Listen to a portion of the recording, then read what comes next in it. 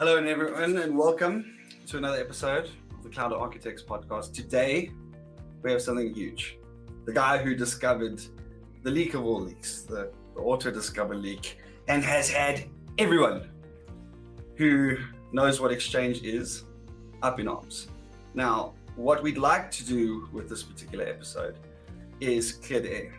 So we're going to talk to the lead security researcher, Amit, and he's going to tell us his side of the story, and it's going to be unbiased, and we're going to listen, and hopefully by the end of this particular episode you will understand what he was trying to do, why he did it, and why it's not Microsoft's fault. So yes, I think from my perspective, I've been following this quite closely. It certainly has ruffled some feathers, and it's kind of, people have gone through like the eight stages of grief, right? With this, you can kind of watch the reactions of folks. I do also think that there's been some of the tech press who have just turned this into more of a Microsoft hating story than it actually is. Exactly. There's no doubt that if we can even call it a clickbaity story. Clickbaity story, I think, is a very good way to do this, and I think there is definitely something there, right? I mean, we talking to Amit, 5 months worth of research here, 40 gigs worth of credential data. You can't deny that there's something happening and that there's something there, right? And so, I felt it was really important for us to have a really good open conversation. He was really, I think, a great guy to talk to. Obviously, awesome. Really smart, and but very approachable. Very approachable. I reached out to him on LinkedIn after all of this broke, and honestly, I didn't think that I was going to get a response from him. I just kind of figured it was going to be one of the thousands of messages in his LinkedIn inbox, but he responded to me within 12 hours and was very open to having a discussion, which great. I think it was really good. But also, I think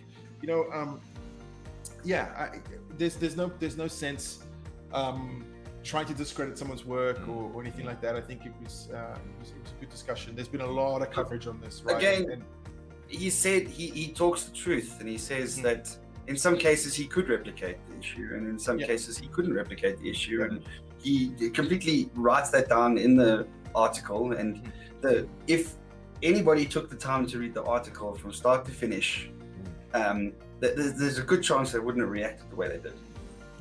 Yep. And I think that's the problem with like syndicated articles, right? Is folks nitpick and cherry pick the pieces that send the message they want to send. Yes. Right. And it's always just enough truth. Just enough truth to not be lying, but at the same time paint a picture. So anyway, fantastic episode. Great catching up with Amit, and really hope everyone enjoys the conversation and gets something out of the conversation, right? Really trying to set the record straight here, trying to figure out the truth of how bad this is. Are you vulnerable? Those types of things. So it's a really good question, and this is a longer episode. We do answer a lot of burning questions, like, if I'm running Exchange on premises, am I vulnerable? So that and a bunch of other answers are coming right up.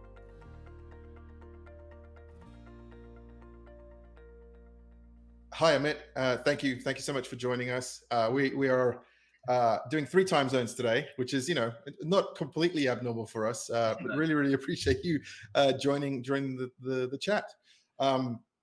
I think to set up the conversation, and obviously anyone who follows anything related to Microsoft Exchange or Office 365, M365 over the last week or so has probably noticed there's been some chatter about Autodiscover and leak credentials and things like that. And of course, both the InfoSec and the Microsoft communities have kind of picked this up, and kind of everyone's just went charging and run with it, right?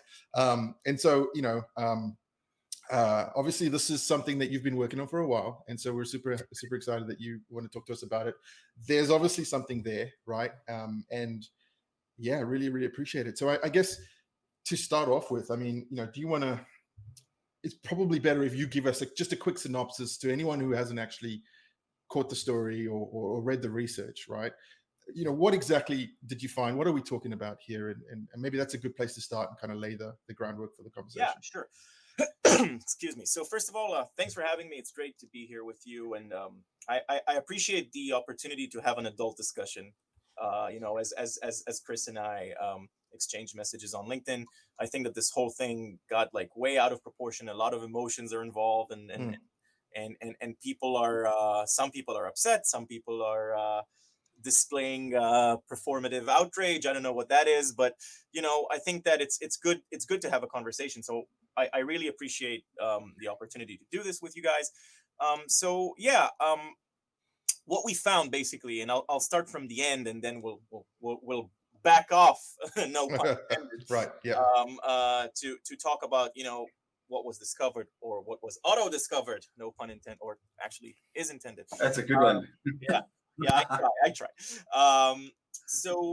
What we found was that Autodiscover, which is a part of the Microsoft Exchange inner working protocol suite, has a problem where it's similar to another Microsoft protocol, WPAD, has a problem where it sort of fails upwards in the domain level.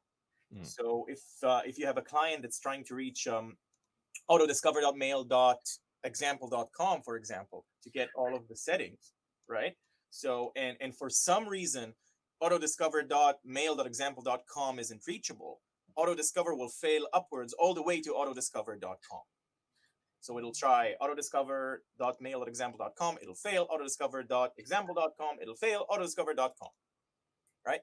So what we did is we just purchased a bunch of domains, like autodiscover.tld. So a various list of excuse me, of domains in like top level domains that have Autodiscover in them, and we just put on a web server and started looking at the logs, and like within literally 15 seconds after the domains being reachable, we started getting passwords and credentials, and it was insane.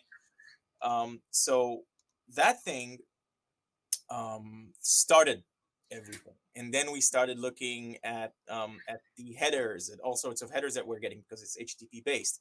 So we started looking at all of the headers that we got and all of the user agents that we got, and we saw, oh my god, it's not only that we're getting Microsoft Outlook user agents, which is to be expected, right? Because the client of Microsoft Outlook, of Microsoft Exchange, is Microsoft Outlook. So it's not only that we got that, but we also got a bunch of other stuff, like wild stuff. We've gotten like Apple, like Apple's email client trying to do the same thing, and loads of mobile apps. And wow, I'm trying to remember like what else was there, like tons of stuff that we were like very surprised when we looked at it. Like I just sent it to MSRC 2 days ago. Apparently Skype's or I think it's called Link now, like the mobile Skype or mobile Link, whatever, that leaks as well. So Microsoft, so like in Windows 10 you have Windows Mail, like the built-in email client that isn't Outlook but has ActiveSync support for Exchange. That leaks as well. Like these are the user agents that we've seen. So we started seeing all of these user agents, and we're like, oh my god, how, like, what's actually happening there? And then for 5 months I sat here in my basement, where you're now at. This is not my bedroom, this is our guest room. So I sat here in my basement with my cat, and for 5 months I've just been sitting here and swearing and trying to pretty much reproduce this bug. And it took me a while. It took me like 5 months, and it also wasn't stable. So like it could work once, and then it wouldn't work, and then I had to tear down my entire setup, build it back again. Like I have all of my notes here from like all of the stuff that I did. So were you able to pick up the reason why it would sometimes work and why it sometimes wouldn't? No. So that's the thing. I don't. And what happened was we published the article, and people lost their minds, and for some reason started attacking me as if I wrote Microsoft Exchange or Microsoft Outlook. Now, if I had the code, the source code, I might have been able to answer this, but I don't. So, and then, like 2 days before we published it. So here's the thing. The reason, so there's a lot of criticism about why we didn't responsibly disclose, why we haven't disclosed it to Microsoft in a responsible way, which is to reach out to MSRC, blah, blah, blah. We started looking, like, what we do as researchers and what I do as a researcher, I Google things, like, and I started Googling, like, Microsoft Autodiscover leak, Microsoft, whatever. And I found articles from 2016, from 2017. I found a black hat presentation. I found a paper that the guys who did that research, they wrote a research paper. I found all of that, and like they clearly mentioned almost the same issues with the Autodiscover leak, almost the same issues. So, if it's from 2016 and MSRC was contacted about this, which, the guy who originally, a person named Marco van Beek from the UK, actually disclosed one of these bugs to them in 2016, and he sent me an email, like he forwarded me his correspondence with MSRC, like I have the ticket number, and like, it was disclosed in 2016, and they still didn't do anything. And then, we sat like internally in our team, in our company, we're like, well, this is serious, and if they knew about it and if they're not doing anything, maybe we just need to like show how this can be exploited on a mass scale. And this is not so, like, for instance, all the stuff that you were seeing coming through, right? It was a client fault, or I mean, it's a client fault. Like, is it like, so like it's not like a version of Exchange that wasn't patched? No, it's a client fault, and I have I can read it to you. The list of Outlook clients that we saw hitting our servers, and it's from old versions to the newest, to the newest according to like 4 months ago. Yeah, and I think that's so immediately in my mind when I saw or came across your research because Bleeping Computer picked it up, right? I follow Lawrence Abrams' stuff, and I always kind of, and there's another one of his recent postings that I want to get into, but I came across that, and then that led me to to the Guardicore website, and that's where I kind of read everything. And immediately in my mind, I was like, well, this is client side. This is not, you know what I mean? Because the tech press has picked this up and gone, Exchange server credential leak, right? And so customers are losing their minds. Like, I have my customers of mine messaging me going, are we at risk here? And I'm like, well, your servers are not at risk, because it's the client side implementation of what Autodiscover is doing. It's not an Exchange issue. Correct. It's not an Exchange issue. It's the implementation of Autodiscover, and on the client, right? I try to be, again, if this wasn't clear from, I can't be responsible for what journalists are writing. Of course, right. If that wasn't clear from my write up, and you tell me that it wasn't clear, I'll fully own this, and I'll do anything that I have that I can agreed, right, in order to correct it. And I think that's part of the reason why we felt it would be such a good idea to just talk to you about this, because folks tend to go where the juicy story is, right? And there's no denying, like, Exchange has had a rough year, right? I think we've had three other CVEs or 4 other CVEs this year. Yeah, and all of them are like super critical. Exactly, right? So I think it's really easy for someone to, and this is what happened in my instance with some of my clients, like actual customers, because they go, oh, another one, right? And so I think that's potentially what's happened in the press too, is they've taken that. And so I think it's really good that we're able to, firstly, let's clear that up, right? Like, this is client-side implementation of Autodiscover. So then when we say client-side implementation, is there like, and you're gonna have to forgive my ignorance, I'm not a tenure Microsoft Exchange MVP here, but so neither do I. So if this is a client-side implementation bug or leak, then would that be Microsoft has like a repository or a write-up or an RFC of some sort for ActiveSync, and they put it there and they say, this is how you need to implement it in your mail client in order to support it, and the problem would lie there? Or is it, and then would it be, okay, well, Microsoft would have to then contact everybody that supports ActiveSync and say, you need to change this in your code of your mail app. Is that what we're saying? How to fix it? Or I think so. So here's the thing. According to what full disclosure, I am not a Microsoft guy. I'm not a Microsoft technology guy. I am a security researcher, and you know, in my throughout my career, I did things on I did like low level research on Mac OS and on Linux and on Windows and on other things. But I'm not like one of those, I know like the Microsoft ecosystem like the back of my hand. Absolutely not. Like Microsoft's environment is the one that I'm least experienced in. And I wear it as a badge of honor. And so from I tried looking over on MSDN, on forums, on subreddits, and what I could find about like the documentation of actually like how Autodiscover works. Like if you want to implement Autodiscover in your app, what do you do? Like there's no, I couldn't find any library that like a developer library or something like that, right? It's the protocol documentation is what they've published as to how Outlook behaves, right? Exactly. And I wanted to bring that up because I feel like there's something else that's been kind of missed here just a little bit potentially, right? So we're talking very much about the derived URL process in Outlook, right? And I'm talking about Outlook now. Now, obviously, there are other mail clients, and we have no visibility or control. Like Microsoft has no visibility or control. Yeah, but a lot like Thunderbird, which I don't think that exists anymore. I saw that in our logs. Apple Mail, like a lot of these things, right? Stuff like really like obscure apps, like Chinese apps that nobody outside of China knows them. Yep. But they all have the same problem. They're the types of ones that I normally find in my client access logs when I'm doing a compromise assessment. The interesting thing, and I think that it might even answer your question before you ask it. Yeah. Is there was an app, one of those Chinese apps that I'm talking about, super popular. China has tons of people, so everybody have this app.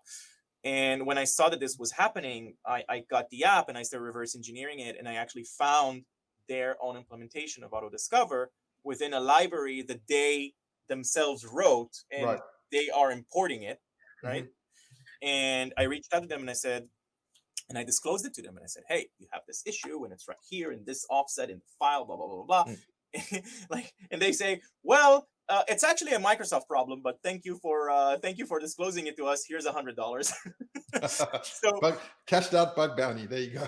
Yeah. So it's like this hot potato that no one really wants to handle. I'm telling you, that company, they implemented it on their own. But I guess that they did it either by reverse engineering some of the logic or by reading whatever little documentation exists and saying, well, okay, if that's what they want to do, then that's what we'll do. Yeah. And it's interesting because I think over the years, because Autodiscover has been out since Exchange 2007, right? That's when we first got Autodiscover in the product. That's also when we first really started to have to know what certificates and TLS is, right? Because essentially what happened for the first few people who deployed Exchange 2007, they deployed it, and then all of a sudden clients were getting certificate pop-up errors, right? When the certificate isn't trusted. And everyone was like, well, why the hell is this happening? Well, it's because Exchange 2007 has this new protocol to help discover the settings. It uses a certificate, and by default, when the server gets installed, it creates a service connection point in AD with its name /Autodiscover/Autodiscover.xml. Right. That certificate is self-signed and is not trusted by any client, right? Right. And so we've gone through this journey now for 14 years with Autodiscover.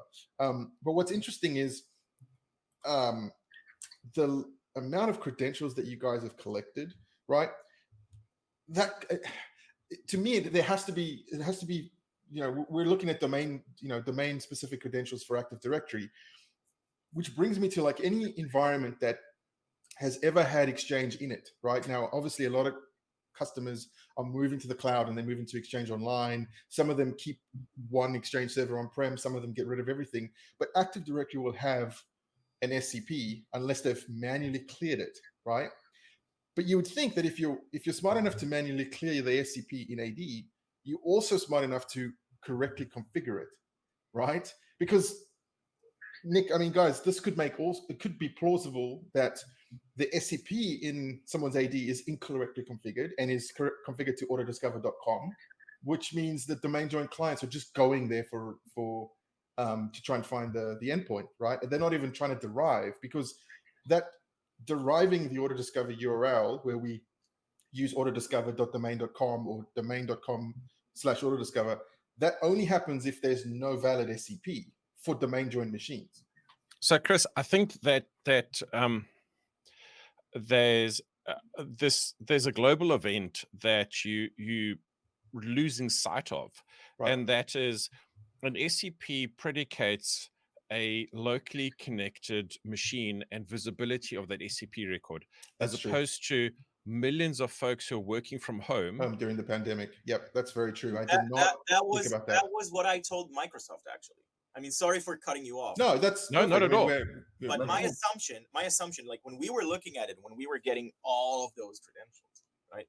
So like my immediate thought was, oh my God, something really bad is going on. But then I was like, hold on a second, because I read how it works, right? And if you are, for example, in your organization, in your office, right, and everything is configured and routed correctly, you shouldn't have any problems.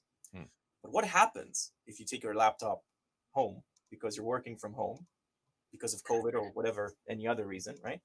And even if you work through a VPN and everything is accessible and great, that's awesome. But what happens if, I don't know, your VPN connection gets dropped? Or, I don't know, your laptop goes to sleep, your VPN connection gets killed, your laptop wakes up for an update, Outlook is still open, boom, you're leaking creds. So that was my assumption, because I also looked at the IP addresses that are getting to us, and they were home IP addresses, a lot of them, not all of them, and not all of them I could find, and not every country documents their IP space as well, but a substantial amount of the IP addresses that I pulled and I managed to, get a proper geolocation and information on them, they were home IP addresses. So that made me think that this might be the issue. This is why I also told Microsoft that in order to try to reproduce it, try to sever the connection to whatever domain you're trying to connect to and see if you're starting to fail up, or have a client that's like configured properly, because that's how I ended up managing to reproduce it, with a bunch of with some weird configurations, like weird DNS configuration. Like with Windows, you can tell in which domain you are. So like there are some ISPs out there that they tell you that you need to configure your computers so to be like your computer name dot the ISP dot whatever their domain is. So like some ISPs require that. When I configured that way, things started failing up. But then I rebooted the machine and I tried it again and it didn't fail up. So it's like it's super shaky, right? So that's the kind of things I was looking at, and that's why I told Microsoft, hey, maybe try to configure a client, like have it working, right? And then once and let it work and let it sync and let it pull mail, let it send mail, like everything is normal, and then break the connection and see what happens. And then kill the routing to whatever Autodiscover domain you were going for, the DNS, like in your hosts file or something, like manually break it and then look at it fail up. It's super tough to reproduce. Like I get it. Like it sucks, but there is nothing I can do about it. But you did manage to reproduce it. Yes, absolutely. So can we maybe establish a methodology for the inject a bit of humor? So for the folks at home who want to do this for themselves, how would they reliably reproduce this kind of issue, understanding that it may be or that it's not necessarily an Outlook only thing? There may be a bad implementation of an EWS 403 redirect not being honored. It could be an ActiveSync 403 redirect not being honored by a bad client implementation that then does a bad Autodiscover thing. So how could we do it? Go on, please. Yeah. So what I did is I used a project that's called Detection Lab. Super duper cool project, which basically allows you to build a fully working Windows domain environment in like 6 minutes, with a bunch of Vagrant scripts and Terraform. So I did that on AWS. I used that project. Super cool. Detectionlab.network is the address, like the URL to get to their website. Really strongly recommend this. And basically what I did is I used that project that spins up a Windows domain environment with Outlook, with Exchange 2016, I think. It's been a few months, so I'm a bit rusty. And that spins up an environment with Exchange 2016, Active Directory, fully working. You can add users, you can do whatever you want. So I spun that up. I added a few users. And then what Detection Lab also does is that it creates like a VPC on AWS, and in that VPC you have like the Active Directory, and you have Windows 10 client machine. So I use that Windows 10 client machine, and I installed whatever was the most recent version of Microsoft Office we had in our we had access to in our repository, like Guardicore's Microsoft Office installation. So I put that there, installed it. That was Outlook 2019. And then I started messing with, trying to in my blog post there are screenshots of like the account creation or account configuration. That's what I did. I added an account, and I put my domain in there and I let it work, and I saw that it's working. And then I started like, oh, what's going to happen if I'll I'll let it fail here, or I'll put or I'll just try to sign in like a domain that doesn't exist. So I'll put on my email Amit at nonexistdomain.sg, because we had autodiscover.sg. And I was looking at the logs of my server that's all the way in the internet, and I'm looking at what's going on in my virtual environment. And then after a few hours of trying, boom, I got like a request on my server that's way outside of my my VPC, way out there on the internet. And then I was like, oh wow, this is serious. This is actually going on. This is actually failing up. And then I tried to reproduce it again, and it didn't do that. And when I looked at it, and I had Wireshark open, and I was looking at all of the traffic, and then I see that it sends a DNS query looking for an SRV record. So I go to Autodiscover's documentation, and that's how it's supposed to work. That's the very last phase, before. Yeah, and I'm like, oh great, this is cool. That's weird. Why is it doing that? And then I tried to reproduce the leak again, and it didn't work, and it kept sending the SRV records. And then I was like, oh, that's weird. Rebooted everything, even the Exchange server, which I didn't have to do. Trying to reproduce it again, it reproduces. Weird. Trying to reproduce it again, it doesn't. So it was until this very day, and it's been months. I can't tell you how in 100% of the time to reproduce it. Right. I did manage to reproduce it, but I have screenshots of it. There's definitely an event somewhere that something's happening. Yeah, and I tried. Other than attaching a debugger, I tried everything. ETW, both documented and undocumented providers that I know about. Again, I have this all documented. Some of it is in the blog. Some of it, didn't make it there. But if you look at ETW, if you look at there's a specific provider, I have it written here somewhere. You can actually see it tells you sort of like a debug message. Hey, I tried going to this domain. This domain wasn't reachable. I'm trying this domain. This domain wasn't reachable. I'm trying this domain. Oh, cool. There's that XML file. I'm pulling that XML file. Oh, great. So sometimes it happens, sometimes it's not. And I have been on a back and forth email thread with the good people on MSRC.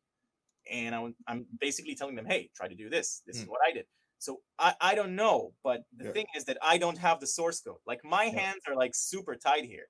Right. I can only say what worked for me. And even if you, and let's say that I'm lying, let's say that I'm full of it, and none of what I'm saying is true about reproducing it. Let's say that I made something up. No one builds an Exchange environment just for the fun of it, right? Let's be honest. That's true. No, but let's say that I'm full of it. Let's say that it's all lies and PR and marketing and everything that all of the people said. Okay. I still have 40 gigs of logs. Of usernames and of domain credentials that have leaked to my server, asking for an Autodiscover XML. So pretty much as soon as you broke your the story broker with this, there's a Aussie researcher, Daniel Stiffkirk, I think is his last name. He went out and bought autodiscover.com.au right away, and within minutes he was posting screenshots of credentials that he had harvested from that, right? So and that was, to me, that was kind of the turning point in, like, hang on, like, this is two completely different disassociated sources on the other side of the world that are producing this. There's got to be something to it, right? Like, the mechanism of how this is happening is yet to be understood, but we're definitely seeing something, right? So interesting. And I'd gone through a very similar way of trying to reproduce this myself. I was using Azure, not AWS. That stuff makes my brain bleed. But I was using Azure and Detection Lab works at Azure as well, by the way. Oh, interesting. Okay, yeah, I had manually built my environment using some scripts. You don't have like 6 minutes and you have it. Yeah, it's very. I always actually have an environment built for various different things, but yeah, I built a fresh one because I was like, I got to try and try and do this, and I spent probably about a day last Friday building an environment, and I at first I went, well, I was running Exchange 2019, but I was using Outlook 2016 because I was like, well, let's start there, right, and kind of try and work our way up. And yeah, I just no bueno for me. I couldn't, and I was looking at DNS to see, because Outlook has that Autodiscover test tool. I don't know if you came across that, but it's when I tried to use that tool, I got like completely different. Right. Like I don't know if I don't think that tool. The tool's probably built for specific scenarios, yeah. And so I used that, and I used Outlook itself, and I was watching DNS. Every DNS query was being logged so that I could see if it was doing something that it wasn't telling me on the client, right? And I was also using Fiddler to see what the HTTPX connection was. Well, and I couldn't make it happen, but it sounds like there's definitely something happening, but it's not. It doesn't happen every single time you try it, which would be super frustrating if you're trying to make this happen and you're trying to show folks so that it can be, you can make aware of them. And I mean, if you've gone to the level of actually reverse engineering Chinese apps for this, right? This, there's a bit of work in there. The other point I said I wanted to make real quick was, so Bleeping Computer had, and again, I know you're not in any way responsible for what Lawrence Abrams says, but Microsoft had gone out and registered a bunch of these top-level domains, right? Anything that starts with Autodiscover, and of course, the community, the InfoSec community, has jumped on this and gone, well, that's an admission of guilt, right? I personally, I feel like that's a containment mechanism, right? I agree. I agree. I mean, let's reduce the risk to our customers. We don't know what this is yet, but there's clear that something is happening. Let's reduce the risk to our customers and go and snap up all these domains. But also, doesn't that now give them the ability to research this further themselves, right? Because now they own domains. Exactly. So, which is also what I told them to do. Exactly. There you go, right? I just figured I'd kind of bring that up because, to a lot of folks, like, that's, well, Microsoft there must be something wrong because they've gone and registered all these domains. Honestly, 37 domains at $12 a pop, Microsoft doesn't care about that. It's not, it's not a big deal to them. So fair enough. Yeah, I mean, again, listen, I understand the criticism. Some of it is valid. There are more things that I wanted to put in our report, and due to time constraints and other reasons, and again, our company was acquired yesterday, so like a lot of things are moving, and some of the criticism is valid, and I'm open for discussion as long as it's respectful and cordial. I'm open to talking to people and try to explain and try to help. And that's what I do for a living. I'm a security researcher. That's what I do. Like, my intention is not to drop an O-day on people and like, ha, screw you. Like, that's not what I'm here for. But I also, with that being said, I also feel that, once we saw that Microsoft was informed about this issue and it wasn't new and there was a black hat talk about it, and all of those things. And yet in my logs, I have recent versions of Outlook leaking credentials to me. Yep. Plus, on top of that, I managed to create an attack that downgrades the authentication because when a credential leak, it doesn't mean that 100% of the time it'll leak in basic auth because you have OAuth tokens, like bearer tokens, and NTLM challenges leaking as well. So you could theoretically just spin up responder and be like, I'm done. and get a bunch of NTLM hashes as well. Like those things leak as well. But I'm lazy, so I said, okay, I want everything in basic auth. So I was like, okay, so what's going to happen if I'm just going to return it a 401 saying, hey, I don't support any of that mumbo jumbo. I need basic auth. And then it just worked, which was wild as well. And that's the old switcheroo, which you document. And what's interesting about this, though, again, right, is people have been saying, well, hey, why are we still using basic auth? It's 2021, right? Microsoft have been saying for years, let's get away from basic auth. Let's move away from legacy protocols. Let's only support OAuth. And there's always been pushback from customers going, it's been customer pushback. Yeah, this is hard for us, right? Or vendors going, well, we have some third-party software that integrates with Exchange and uses legacy EWS. It's lots of work for us. Proxy that wraps everything that sell. I mean, I don't know. Exactly, but the point I'm making is there's always two sides to every story, right? And I think that's definitely something that we've kind of been able to establish here with this whole thing as well, right? This isn't just some sort of like, well, you know what, I found this thing from 2017. I figured I'd try and rehash it and publish this thing. 5 months worth of work is not an insignificant effort to get to this. I like that we've at least been able to clear that this isn't Exchange leaking credentials, right? This is a client-side thing. Absolutely. There's also the aspect when you look at it. Look, this is not like the first, and it's not the last time something like this has happened and will continue to happen based on its implementation, right?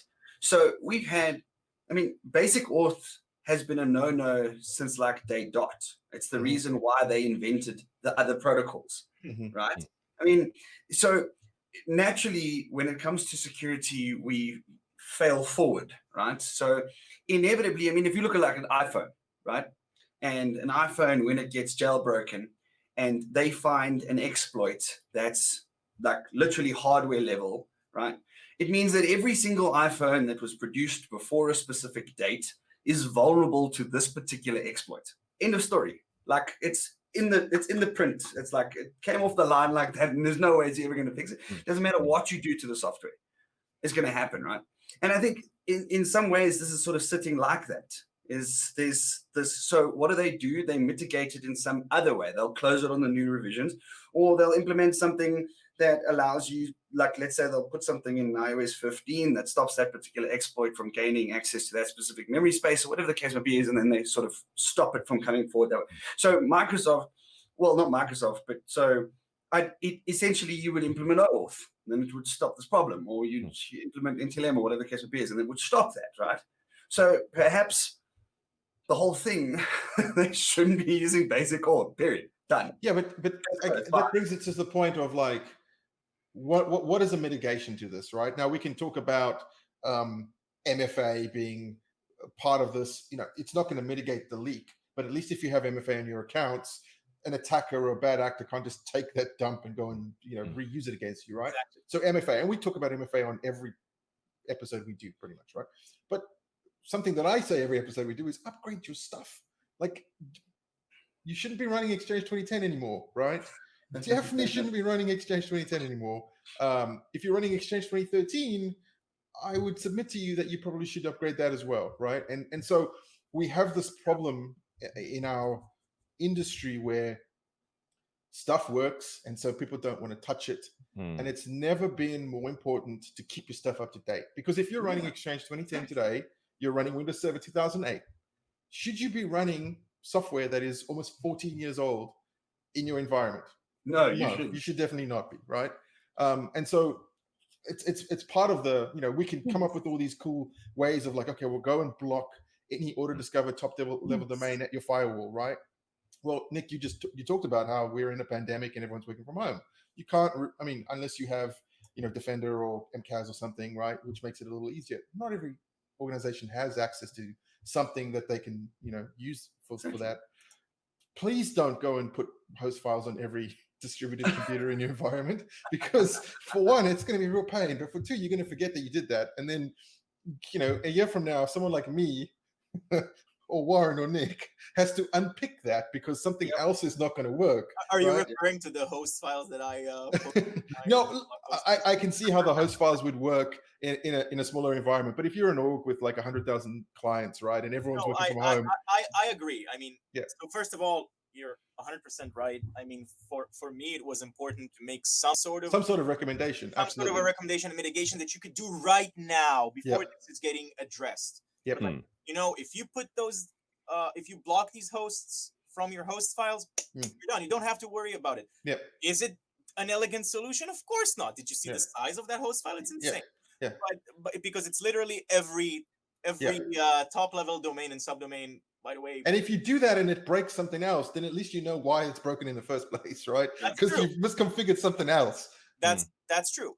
But but again, the whole point of the story and actually why I wanted to talk to you guys is to basically present how things are looking from my end, because I think that from Microsoft professionals and all of the MVPs that like dogpiled on me on LinkedIn, on Twitter, like I totally get it.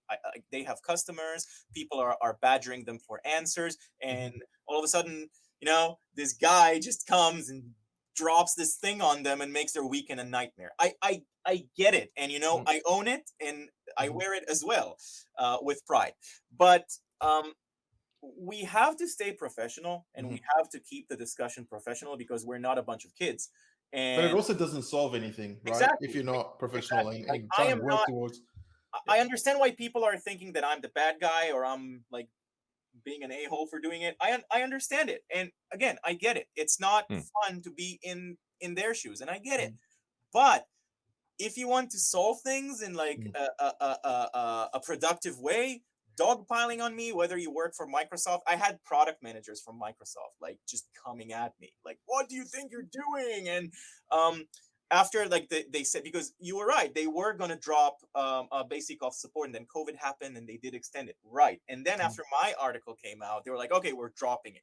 So like jokingly, I took a screenshot of it and posted it on Twitter, and I said, you're welcome.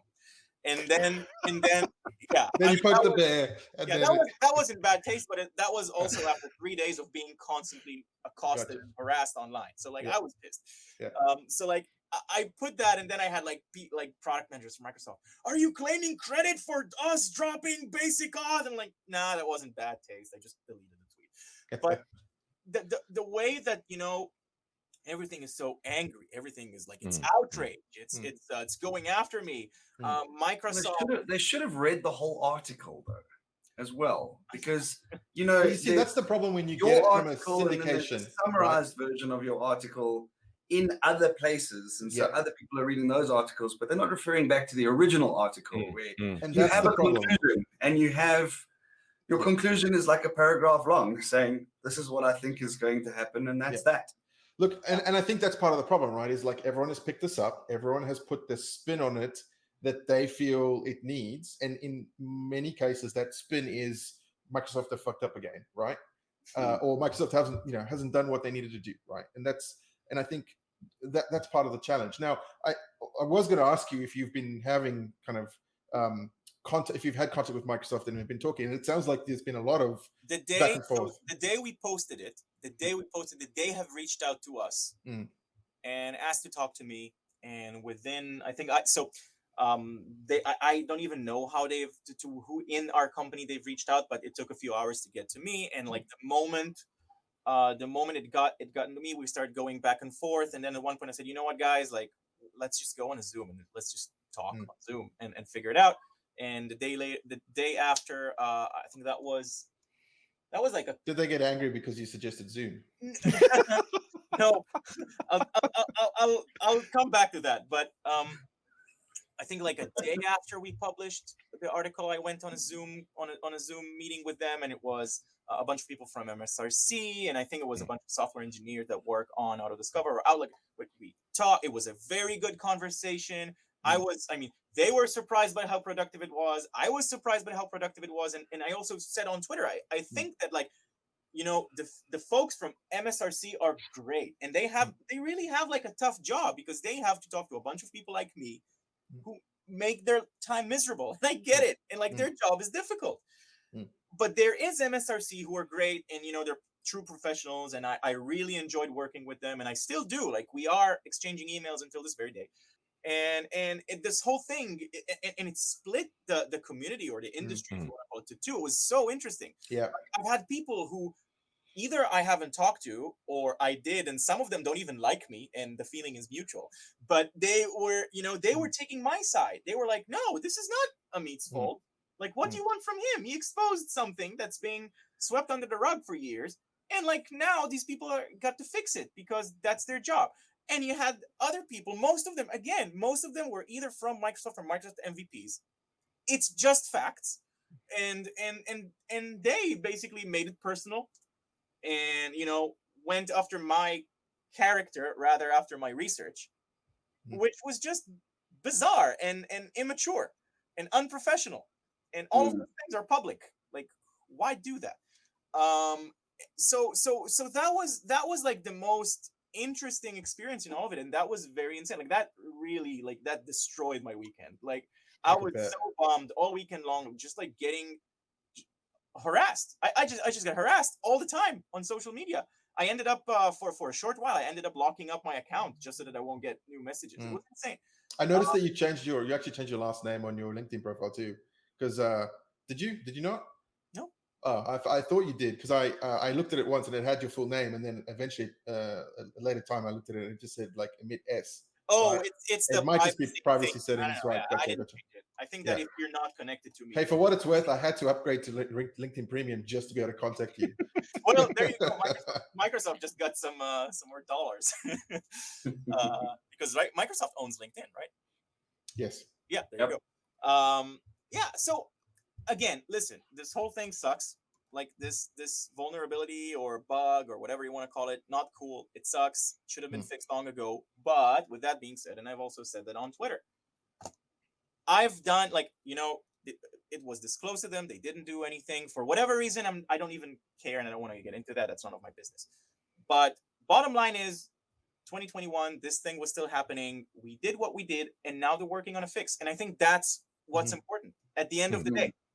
That's what's important. And all of the other, like, all of the politics and the gossip and the he said, she said, and oh my God, completely irrelevant. Like, I agree, and I think. Sorry, go ahead, Nick. I wanted to say that kind of wraps this whole issue up rather nicely, is that there was something. It appears to have been disclosed a couple of years ago. It was found to still happen again. And there was a, can we call it an adult conversation around, chaps, this is the issue. And sadly, there was a lot of misdirected passion at Amit around, killing the messenger. Yes. And again, like, the another interesting thing that happened is, like, one of the guys from Microsoft that came at me on LinkedIn, like, he said, nice disclosure, and like, he quoted Microsoft's PR dude.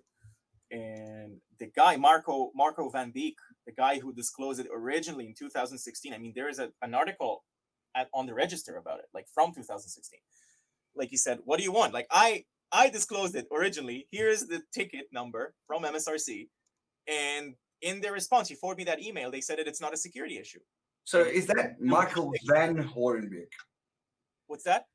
Is that not MVH, guys? No, I don't think it's MVH. No, it's not the same guy. No, Are you sure? British guy, Marco van Beek. He works. Okay, so it's a British guy. It's not the same dude. No, okay. we're talking about Michael Van Horenbeek, who's a Belgian MVP. No, and he's also been quite quiet, so that's why I thought maybe they work together. Maybe it was the same person. Okay. Yeah, if you've got a Van in your surname, we just lump you in with MVH. It's just the same guy. Yeah, so that's what happened, and I wish it could have been done differently, and I wish that the discourse around it was more civil. The world is insane these days, but and the fact that people have been cooped up at home just gets them super enraged about everything. Yes, and I hope that this is I hope that what happened last week with this thing will help us as an industry and a community, which is a word that I really don't like, to learn from this and to up the level of our public discourse, Mm. because Is that what you're hoping for in terms of what happens in the next breach disclosure or the next thing that we find? Because, you know, with billions of lines of code that are out there and that have been around for decades, and I think some of my customers running medical equipment and MRI scanners on Windows 95, that makes us shudder, right? oh my god, And yeah, and some factory environments that are running machines as new as Windows 2000. nice. So this stuff is pervasive, and we've got SCADA environments that just cannot be upgraded. And you know, if you want to have a good laugh around nuclear submarines and ATM machines that are running on things that we don't even want to talk about anymore. So there are things that are going to be disclosed that have been running for decades, and maybe even because the software stacks have been running for decades, or the design pattern going forward. Mm. So if I could ask, Amit, what would your ideal version of we have found something and we need to talk about it publicly look like? That is a great question. That is a great question. And I think that is one of our industry's biggest problems, Mm. because a vulnerability, like even if you look at like 10 years ago, right? A critical vulnerability, as critical as it was, wasn't something that affected so many people, Mm. right? Even 10 years ago. And now it's so different because you have ransomware as well. I mean, Mm. you know, if some ransomware cybercrime organization, like, you know, they could register an Autodiscover domain, look at all of the credentials that are getting there, and then just literally go to the front door of the organization with the keys Mm. and come in and ransomware the entire organization. And it's a problem, because then you have someone like me who's dropping something like this and allegedly exposes tons of people to the risk, right? Mm. And on the other side, you have a known issue that hasn't been taken care of for years, and who knows how many people got owned this way by now, right? Because we didn't buy all of the Autodiscover domains. Some of them were already registered, Mm. right? So I think that it's a real problem, and I think that, you know, I mean, bug bounties and disclosure programs, those things are great, and they work. And you know, I got $100 from it. It's great. But You're saying drinks are on you. oh yeah, just send me the address, and or tell me your email, and I'll just register. Sorry, I had to. But and these things are great, but they're not like. But with, you know, with, I'm talking about bug bounties and disclosure programs. They're great, but they're not like the catch-all solution to this problem. And I think that when you have large companies such as Microsoft or Apple or all of these companies that have tons of legacy code. I mean, when I was working in my previous company, I was doing a lot of Mac OS low-level reverse engineering, and at that time there was a local privilege escalation vulnerability, which was amazing, like beautiful bug. And you look at the code that was to blame for this bug. It was code that was written, like, I think in the early 80s, if I recall correctly. And right above the vulnerable code, there was a comment like / there might be a race condition here. We should check it. Right. Wow. And 40 years old. Yeah, and that was with Apple. So all of these companies that have tons of legacy code. I mean, Mac OS is based on ancient code. Windows has a lot of legacy code that's been rolling on. I mean, I'm sure everybody's seen those videos of someone installing like Windows 1, setting the wallpaper, and then upgrading it all the way to Windows 10, and you can see how the things, like how the profile is basically staying the same. So companies that have legacy code and have these issues, and basically we now live in an age where every day there's a new insane vulnerability. I think that they need to maybe change their approach toward people who are like very adamant about getting something fixed, like what happened, you know, to us, because we were like, if we are going to send them an email about it, they're going to say that it's not a problem, because that's what they did twice. Okay, so I think that if that happens, I think that we all need to try to be united against this and saying, okay, wow, this is super crazy, and maybe what Amit did isn't the right thing, but we need to fix it. And instead of trying to kill the messenger, we need to work together, because, you know, my approach was, hey, here is a host file, put it on your machine, and until something, you know, gets resolved, this will protect you. And what you said, I think it was you, Chris, you said something true. Like, you know, you're going to put that now, and a year from now, no one's going to remember that, and things aren't going to work anymore. And what are you going to do then? And that's great, because I don't know necessarily what I'm doing, and I don't know if I'm the smart. I'm definitely not the smartest person, like, definitely, by definition. And I think that, you know, if we had a discussion about that, and someone like you, Chris, or you, Nicholas, or you, Warren, you would say, oh, you know, that is not a good solution. I think what we should do is, I think that, or, you know, you'll start talking about the inner workings of Exchange that you know far better than I do. If our discussion would have been like that, it would have been much more productive and beneficial for everyone. Instead, it was just like mudslinging by Microsoft and by MVPs and by employees. And it's just like, what's the point? It's not helping anyone. Like, it's just, and you can't reasonably just put something like that, like drop a bomb like that, without having some form of like mitigation, right? Even if it is just rudimentary, basic. Do this, at least it will help you in the immediate term. And I think that makes a lot of sense. But I think also, to your point, so Steve Gibson made a really good comment or point on this week's Security Now podcast on Tuesday, where he talked about responsible disclosures and how everyone's all about this responsible disclosures.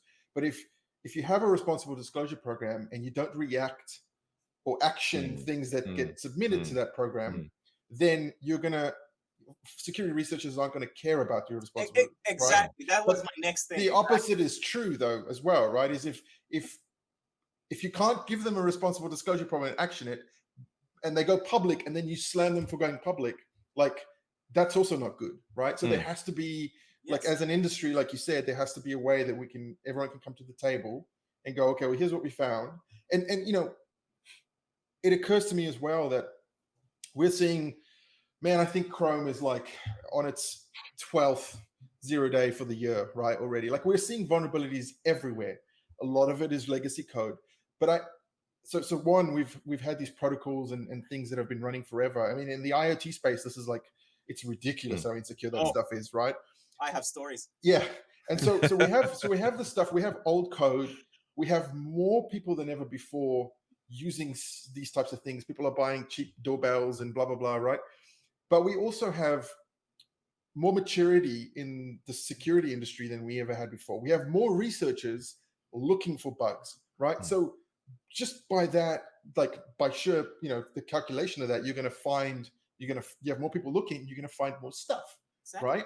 And so, you know, I hear folks say all the time, man, everything is insecure. I was like, well, no, that stuff's always been insecure. We just have, now we're finding it. Know about it exactly. now, yeah. Like, ignorance is bliss in this, right? Because that stuff's always been there. You know, guys are finding, you know, IP stack vulnerabilities from like the late 90s, right? With billions of devices using these things, and it's been running since then, and no one's bothered to look. Yeah. In 2017, a good friend of mine and myself, so that friend of mine bought a cheap security camera on like eBay or Amazon, I don't know, like one of those Chinese cameras to like watch after his dog, because his dog destroyed his entire house while he was at work. And like one day I came to that friend's house and I said, wow, this camera looks so cheap. It has so many vulnerabilities. And he was like, oh, dude, let's like take it apart. And like, so within, I'm not joking. Like, we published that a while ago. There's a bunch of talks on YouTube. Like, within like 2 hours, we had remote code execution on it. No. Yeah. And watch my talk on YouTube. And we went to show that, and it's like, oh my God, there's like 1 million of them. Like, worldwide. And we started looking into it, and we actually took the thing apart, and like we put crocodile cables on the board, you know, got a root shell from the UART header, like did that whole thing.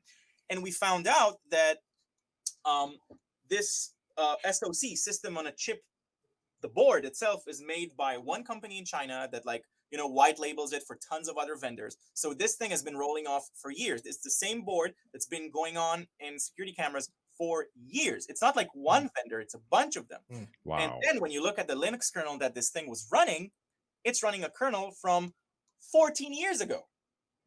So like we're in 2017, and that thing is running a 14-year-old kernel that has a whole stack of vulnerabilities in the kernel. But we actually found, like, with literally 2 HTTP requests, we were able to get a remote root shell on every device we pointed. Like I wrote, like it's all on YouTube. Like you can, there's not sure the paper is still up, but the talks on YouTube are.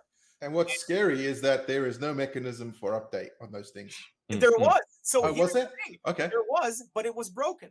So like if you want, like they shipped the product where, like, I think I even showed it in one of the demos. Like when you're trying to, like, when you go to the menu to to upload a new firmware version, a file, once you hit upload, nothing happens. Like the button is broken, and it's actually broken in the in the back. It's like in the code, it's broken. It's crazy. So I ended up posting. I did like a patch by pwn. So I used the exploit to patch the camera, but it wouldn't survive a reboot. That was the problem. That's why I didn't publish it. So like you had to basically do the patch by pwn every time the thing reboots. But those things happen all the time. And we need to have a proper conversation on it. Now, the Chinese company didn't even respond to my email, right? So I ended up disclosing it to MITRE and getting a CVE and blah, blah, blah. But with Microsoft, I mean, come on, guys, you're Microsoft. There's a delicious irony in all of this. And I'm talking to my co-hosts where not too many episodes, we did not 1, but we did 2 episodes on zero trust. And zero trust assumes breach. And here we have breach that is finally coming to the light of day. You know, that thing that has been hidden, which is empowered these long-running attacks that we try to detect with all the logging mechanisms and et cetera that we implement. And so Amit made a point earlier that other folks already own those Autodiscover domains. So who's owning those credentials? He's got 40 gigs worth of credentials. And of course, follow-up questions, what do you do with all those credentials? But then most of it was already deleted. The Autodiscover, almost all of our domains are already null routed, but there's only one that's active because that Chinese company is deploying a fix, and we want to see if they're actually fixing it. And once it'll be marked as fixed, that would be our last domain that would be null routed. And I really want to forget about this whole thing. Also, again, Guardicore just got acquired by Akamai, so I think that things are going to be a bit different over there. So there's that thing as well. But we're not keeping any of those things, which is also a risk. Like I don't want this. I really don't want this. No, I hear you. And so then question to Chris, because Chris, you are a CISSP. You are one of the hat-wearing security folks. So bear in mind that everything that you've just heard on this show, where do we go with all of this? You know, we talk zero trust. We've got vulnerabilities that are being revealed responsibly. We've got some vendor stuff in the mix. We've got some passion and arguments and emotions in the mix. Where do we go with this? Yeah, look, I think it has to start with civil discussion, right? I mean, there has to be a mechanism for being able to talk these things through.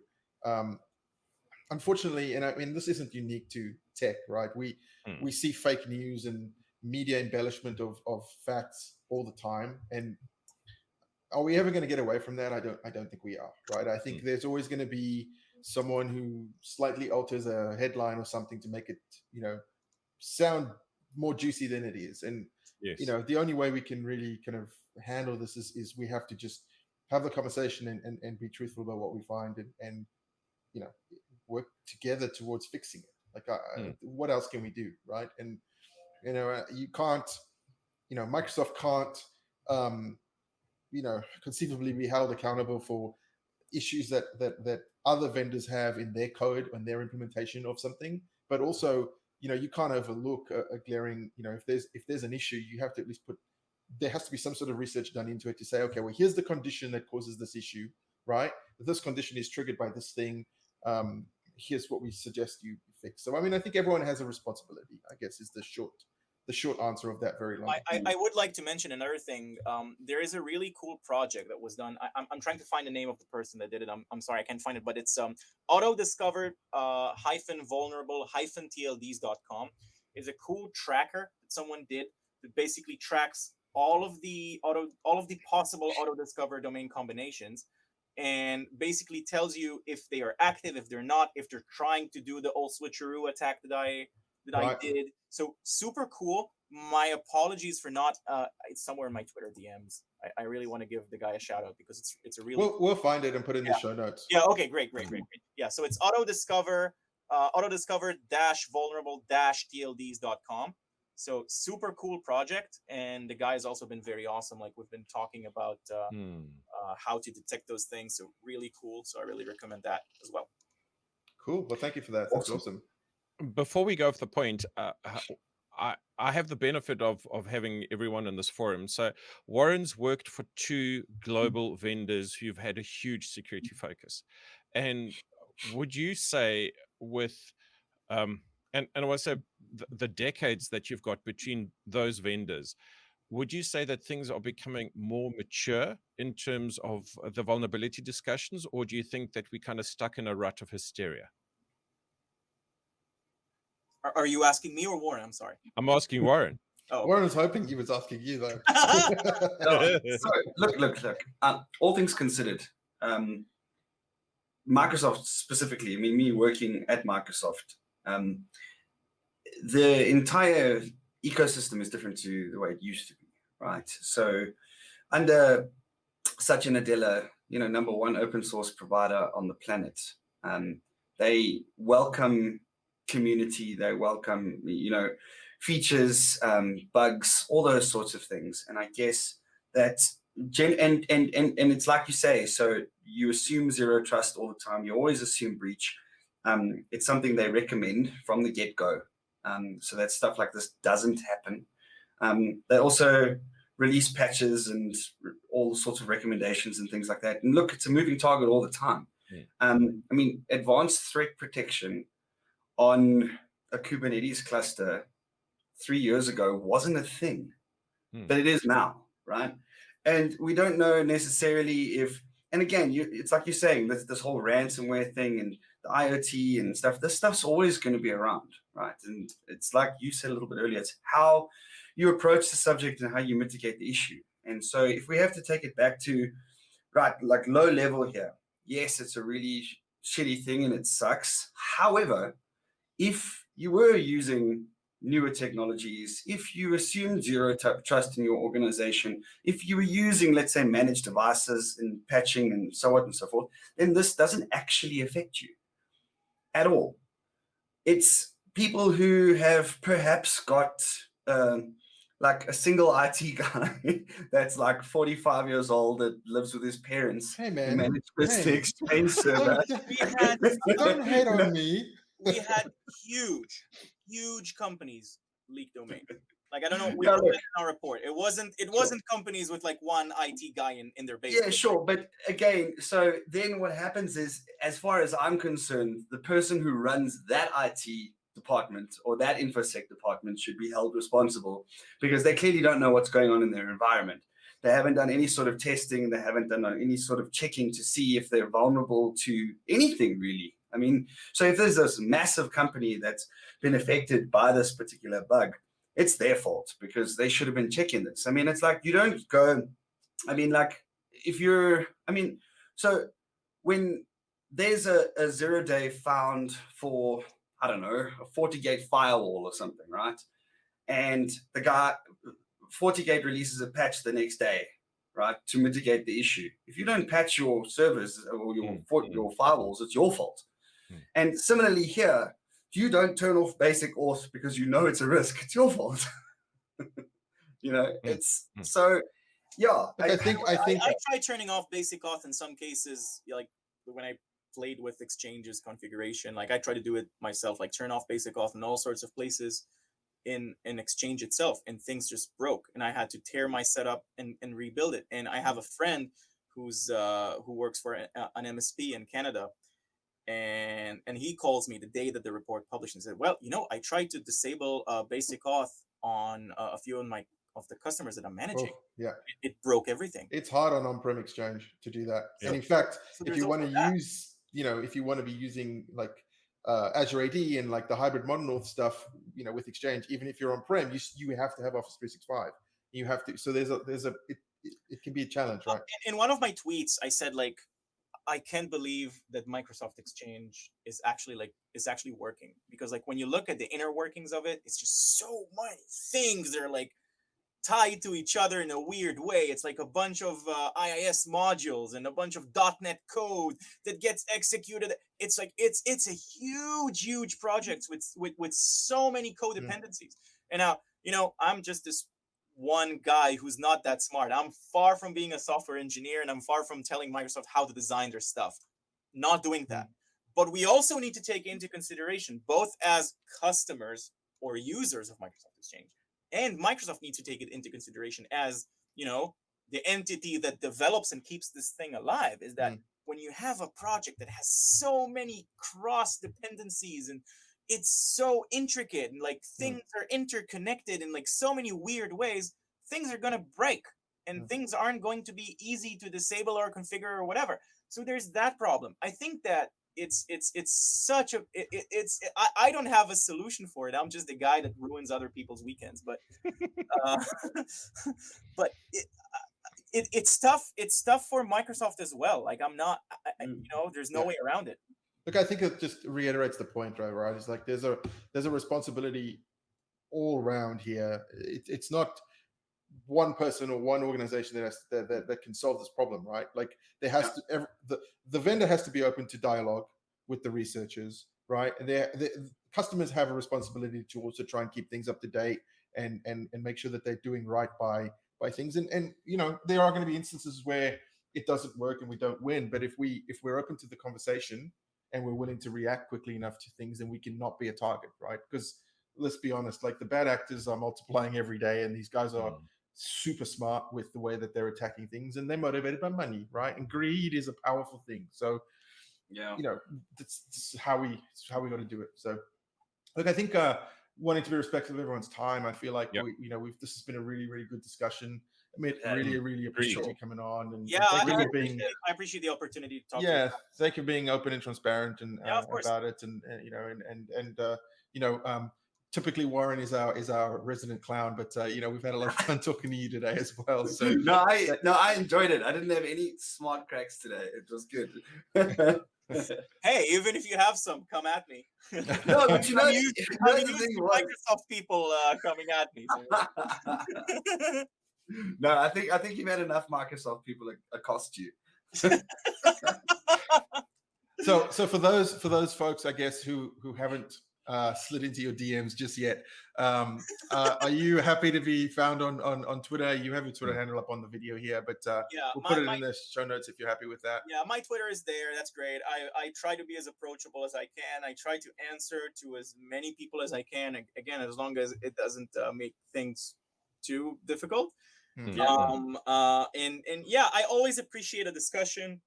I enjoy talking to people and discussing about this. Like security is like, it's the only thing I think I know how to do. So like if I'm out of job in that, I'm in kind of a problem.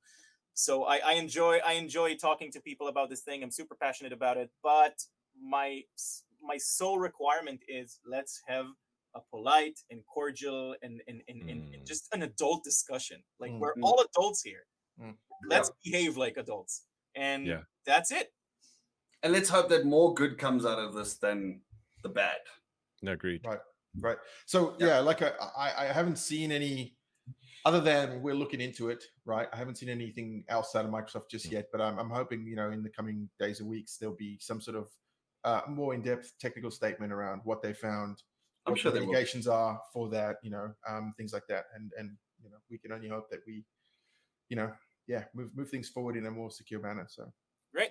Really appreciate it. Thank you very much. Thank you very much.